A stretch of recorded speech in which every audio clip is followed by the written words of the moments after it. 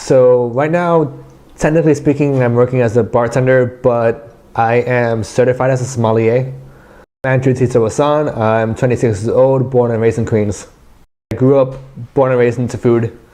My parents, both from very different backgrounds. My mother's from Ecuador, my dad's from Thailand, and they owned a bakery growing up. So I grew up basically in food, basically. Honestly, the bakery kind of really did a lot. As a kid, I kind of hated it. Because on my weekends and my days off and like not from school, they would wake me up at like 4 in the morning, go to the bakery, and just fucking sleep on bags of flour. As a kid, I hated it, but looking back on it, it really kind of formed who I am. I realized that I do have a very huge interest in food, and then as time passed by, beverage to go with it. A sommelier is usually somebody who is working in a fine dining restaurant, specializing in the wine list, focusing on pairings, making the list, and also trying to find what works best with the person and the food as well. I started off studying on my own independently when I was working at Trader Joe's as a beer buyer. Eventually it became so much of an interest that I decided to study it professionally. So I went to the International Culinary Center, formerly known as French Culinary Institute. It's actually really intense, actually. Like, people think like, oh, like, you know, you're drinking wine, you're tasting it, it's easy. Like, no, like, you're really taking the wine as you're dissecting it, you're figuring out where it's from, why it's from it, what grapes it's from, why you think it's that grape, what grapes have different characteristics. Like, for right now, I'm studying it through the Code of Master Sommeliers. My dream goal would probably hands down be being able to get pinned as a Master Sommelier. It's a very, very, very tough course. There's only about 220 in the world. Back when I was younger, I went to school for engineering.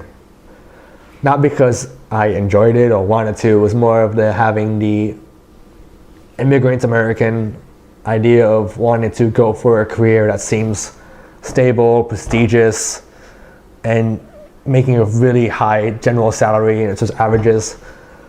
And about halfway through, I hated it, and I told my parents, like, hey, I can't do this, like, I fucking hate this shit.